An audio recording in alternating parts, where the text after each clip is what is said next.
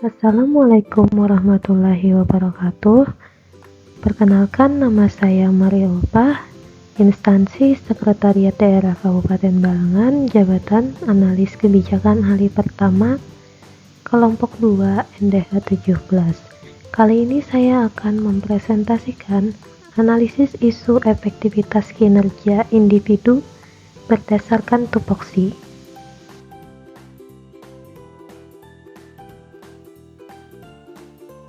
Untuk tugas JF Analis Kebijakan Ahli Pertama diatur dalam Peraturan Menteri Pendayagunaan Aparatur Negara dan Reformasi Birokrasi Republik Indonesia Nomor 18 Tahun 2024 tentang jabatan fungsional di bidang pengembangan kapasitas dan pembelajaran aparatur sipil negara.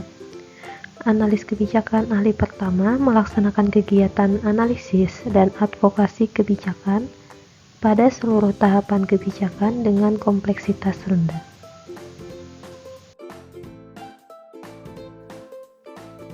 Kemudian, uraian tugas dari jabatan fungsional analis kebijakan yaitu mengumpulkan dan mengolah data serta informasi terkait isu kebijakan, melakukan analisis kebijakan dengan metode yang relevan, menyusun naskah akademik, polisi brief atau rekomendasi kebijakan, memberikan masukan terkait perumusan kebijakan dan penyusunan peraturan, menyusun laporan hasil analisis kebijakan dan pelaksanaan kegiatan, mengidentifikasi dan mengevaluasi isu-isu strategis, menyusun rencana kerja, draft action plan, dan dokumen pendukung kebijakan, melaksanakan pengembangan kompetensi profesi, melaksanakan tugas kedinasan lain yang diberikan pimpinan, baik secara tertulis maupun lisan.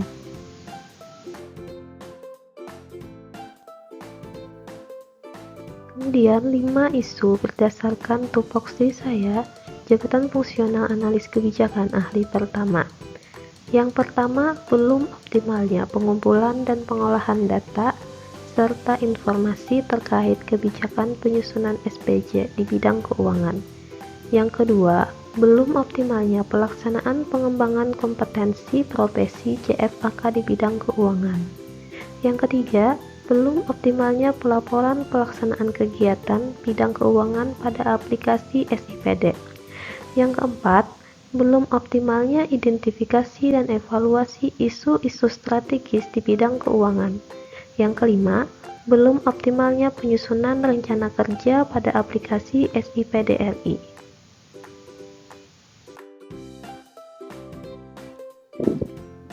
Kemudian dari kelima isu tersebut dilakukan tapisan isu dengan metode APKL, yaitu aktual, problematik, kelayakan, dan layak, yang mana akan diperoleh 3 isu, yaitu belum optimalnya identifikasi dan evaluasi isu-isu strategis di bidang keuangan, itu menjadi ranking ketiga.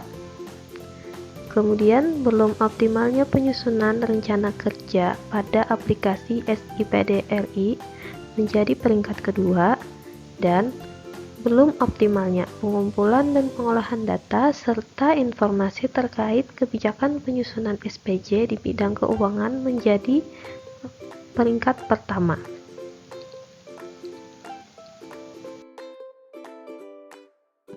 Dari ketiga isu tersebut, kemudian dilakukan analisis lagi dengan metode USG, yaitu urgency, seriousness, dan growth. Dari metode ini didapatkan peringkat 1, yaitu belum optimalnya pengumpulan dan pengolahan data serta informasi terkait kebijakan penyusunan SPJ di bidang keuangan.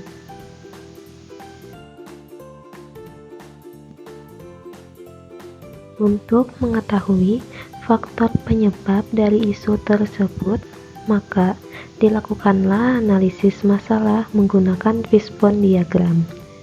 Yang pertama itu ada man, kurangnya pemahaman pegawai dalam pengumpulan dokumen keuangan. Yang kedua ada material, seringnya terjadi ketidaklengkapan dokumen yang disampaikan. Yang ketiga, metode. belum tersedianya prosedur atau panduan dalam pengumpulan data. Yang keempat, mesin. Masih ada proses kegiatan yang dilakukan secara manual.